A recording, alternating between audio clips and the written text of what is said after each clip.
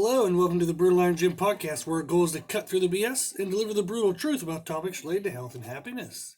So today's topic is nutrition, and we're going to discuss why you look fatter during a diet. Oh no! So maybe this has happened to you. It definitely happened to me a lot of times when I was younger.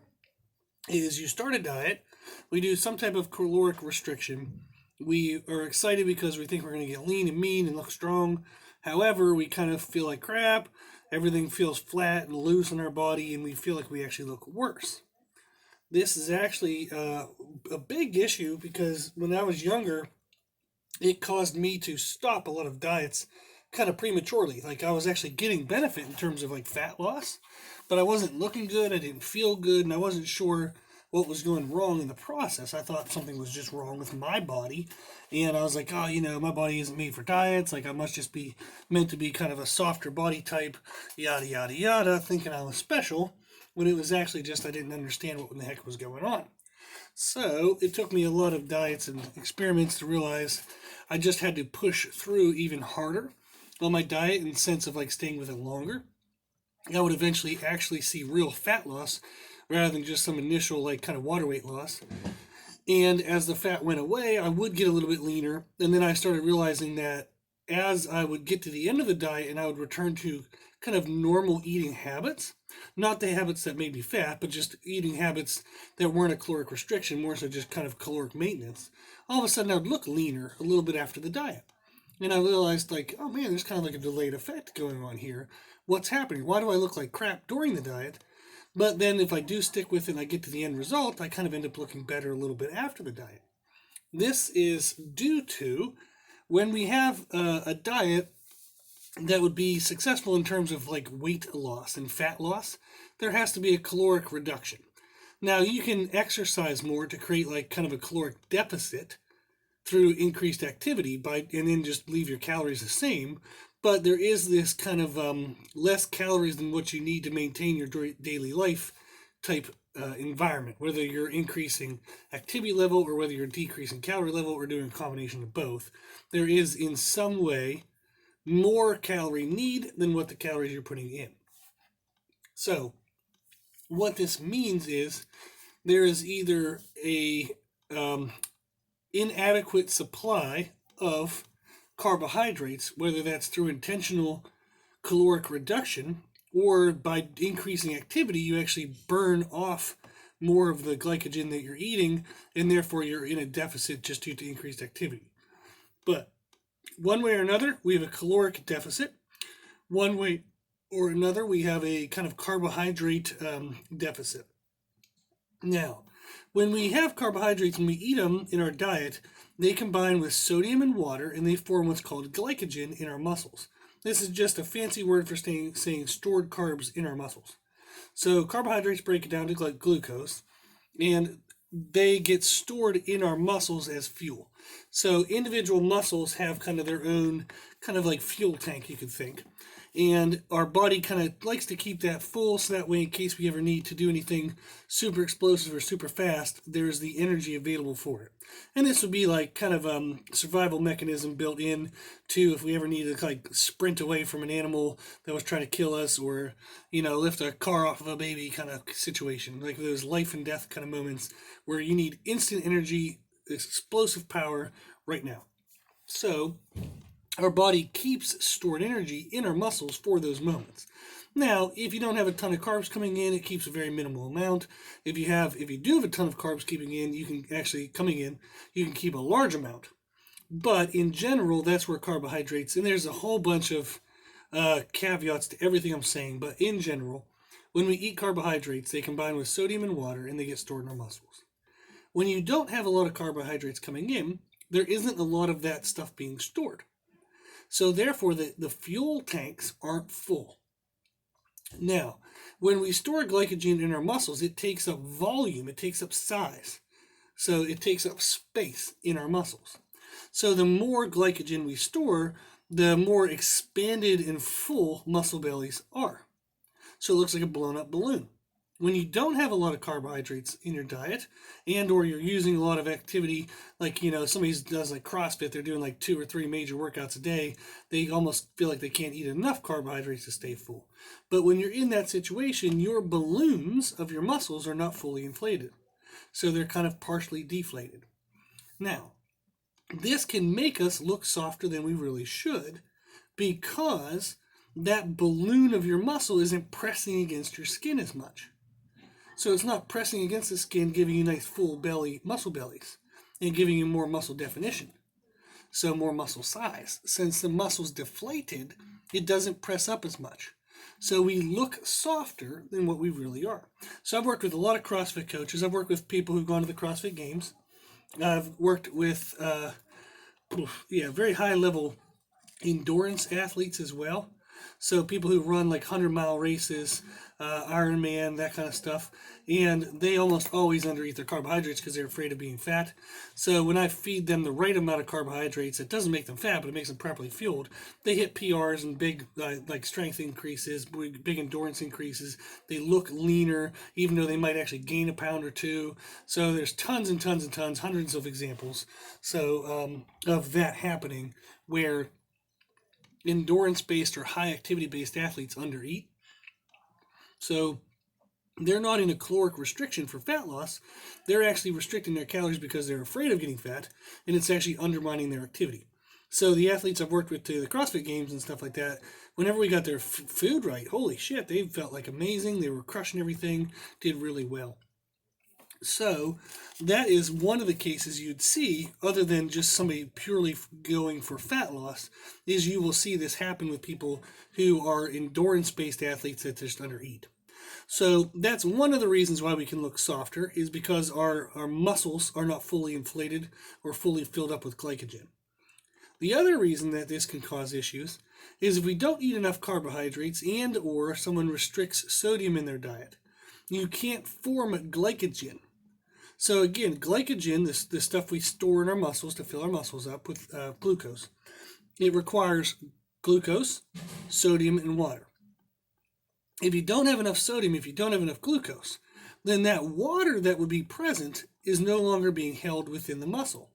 We will lose some of that, which is why if somebody doesn't eat a lot of carbohydrates, they have to pee 1,000 times a day because there's nothing to hold the water in their body. However, they will have an increased water retention under the skin. So their skin will actually look looser and thicker than it really should. So it actually makes the skin show less detail from the muscle that's underneath it.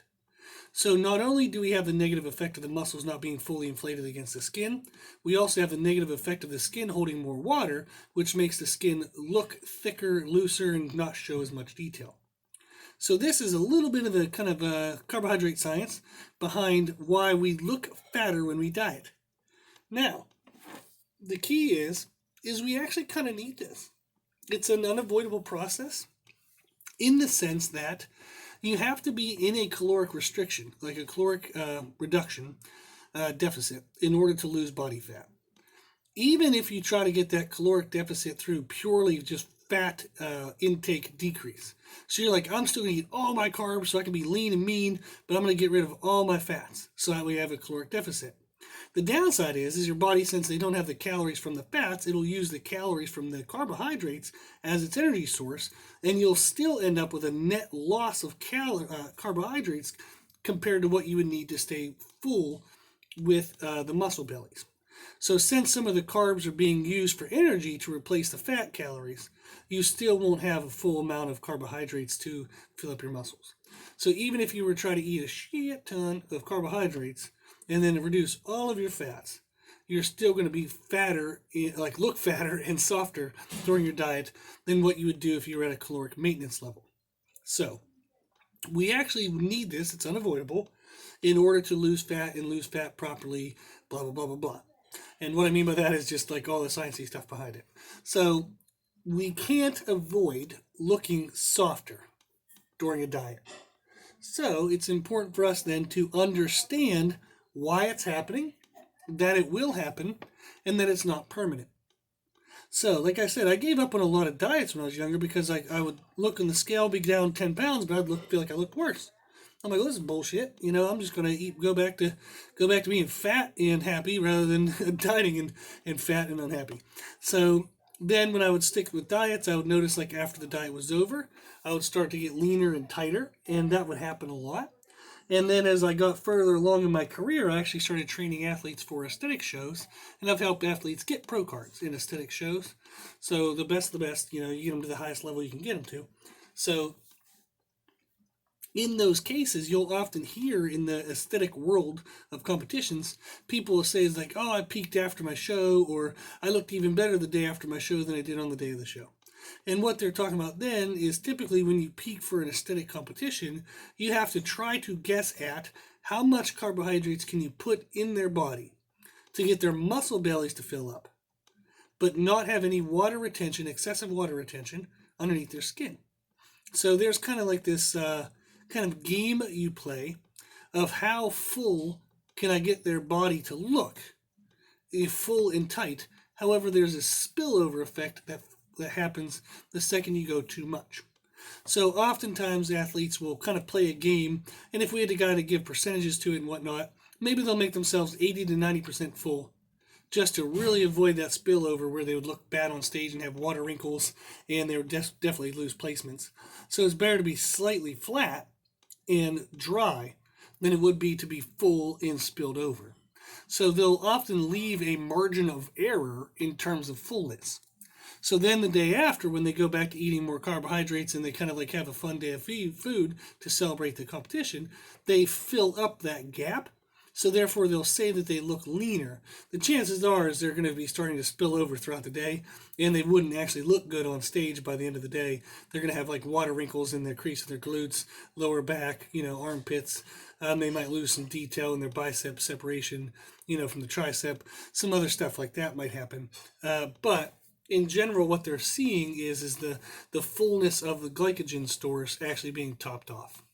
So a lot of weird little nuances in this podcast, but I wanted to just kind of explain some of the fun, weird science behind this and why we do look kind of fatter and softer when we diet.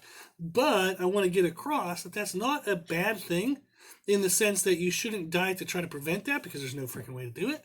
Unless you take water pills and diuretics the whole time, which you shouldn't be doing because that's really bad for your health. So anybody that says that they're super dry while they're dieting, they're probably taking some type of, illegal supplementation, and or there's some genetic freak that like has 0% body fat anyhow. So they've always been lean their entire life, and they're just trying to go from like a 6-pack to an 8-pack kind of leanness. So you'll often see people portray themselves on social media as being better than what everyone else is. Like, look at me, I'm super lean the whole time I'm dieting. Wouldn't you like to have tons of energy and be super lean too? Now they're assholes. They're lying. They're just selling some bullshit program or supplement. So you cannot look super shredded and dried out the whole time you're dieting. You want to look like that at the end, but you can't really look like that during the process. So if during your dieting process you feel that your skin is kind of loose and flabby, and you're worried about that, first of all, track your adherence to your program. If you're adhering well to a well-written program, you're going to make progress even if you feel kind of off, even if you don't feel super lean. Also, track your markers. If you're doing like weight loss, check the scale. If you're doing, body composition measurements, whether that's skin fold testing, clothes, just how clothes fit, whether it's DEXA scan, like those in-body scanners where they do like the bioelectrical impedance type stuff, none of those are really that super accurate, to be honest with you, so they're kind of bullshit. However, DEXA scan is a great one. But you want to track your markers, track your adherence, and recognize that you're in the process of the phase of dieting. You don't get to look like the finished product when you're in the middle of it. So don't worry if you feel a little bit softer during the process. Finish out the process. When you go back to regular eating, so not a caloric,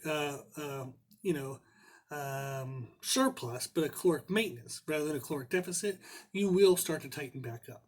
So one of the things I've done before is if somebody's dieting for a long stage, so say they're dieting for 16 plus weeks, we will at times kind of throw in carb refeed meals. just to let them feel good, let them look good, just to check and see kind of how their sensitivity to carbohydrates has been. There's a lot of nuances to how to handle carbohydrates and body sensitivity to digestion, but we'll leave that for another podcast someday. So you can do carb refeeds, say every 8 to 10 weeks or 12 weeks, and that's just arbitrary. You can do it more often or less often. But something like that, where you do a carb day, you could even do it once every 2 weeks if you wanted to have a really slow ass process, but have confirmation that you look good. So there's a lot of caveats to this in terms of caloric cycling and when you would need higher amounts of calories versus not. But you can set up diets to where you can retighten the skin and refill the muscles every week if you really wanted to set up a diet that way. So that way you wouldn't have to feel like you're soft and pudgy all the time. You would have kind of mini peaks of tightness, and you can do that, like I said, easily every week, just depending on the type of diet structure that you create. So during those, we typically would drop fats and proteins so that way we don't have a ridiculous caloric surplus and we lose progress towards our ultimate goal. But you would kind of increase your carbohydrates, decrease fats, decrease proteins, make sure you salt the foods that you're having, drink tons of water. All of a sudden, the person will fill back up in their muscle bellies, their skin will tighten down, and they'll have a better chance to see the true effects of the fat loss that might have happened since the last time they did a kind of skin tightening process. So, if you want any help with any of these kind of diets, by the way, that is what we do. That is how we pay for the podcast. So, if you want to learn how to experiment with diets, or if you want to try one of these diet styles, please email us. Our email is brutalironjim@gmail.com. We'll help you out. So, it's okay if you look soft while you're dieting. It's part of the process. You can't look like the finished product while you're in the middle of the process. So let me try that again because it'll sound a lot better. You can't look like the finished product while you're in the middle of the process. So, understand that you will look soft while you're dieting. It's part of just a caloric deficit. It's going to help you lose fat, and you will tighten up in your skin and fill up in your muscles when you return back to normal food habits at the end of the diet. Okay, so there's a fun little tidbit. Just thought it would be an interesting topic for people to hear, that it isn't uncommon to look kind of softer and feel fatter while you're dieting. It's a little crazy. It messes up your mind, and it messed up mine a lot when I was younger. So hopefully hearing this will prevent you from doing what I did, which was start and stop a lot of diets and really live unhappy for quite a few years. So if you are struggling, if you are unhappy, if you think your body's broken and diets don't work for you, always reach out to us. Our email is brutalironjim@gmail.com. We genuinely appreciate you investing into the podcast. So thank you for listening to it, and we want to make sure that you get something from it. So, if you're struggling in any way whatsoever towards your health and happiness, whether it's nutrition, whether it's training, whether it's mindset, anything at all, please, please, please reach out to us. So we love to hear from the listeners. We love it when people share things on social media. That's totally badass and super exciting, by the way. So I genuinely appreciate it. It's just fun to know that people are being benefited by the information. So in any way that you can let us know that, that's super awesome, whether that's sharing the content or sending us an email. And then if you are in need of anything at all that's holding you back, please, please, please reach out. Don't live unhappy another day. There are answers. There's ways to make it work. Just reach out to us and we'll help you. Okay? Cool. So, if you do like the podcast, please share it with family and friends. The more people we help, the happier the world will be. Also, if you like this information, you can find more from us on Instagram, Facebook, and Twitter at Brutal Iron Gym. And if you have any questions, feedback, or suggestions, we'd love to hear from you. The podcast is for you, so we want to know what you want to learn about. You can tell us at our email at brutalironjim@gmail.com. As always, I hope this was helpful, and thank you for listening. And thank you for watching.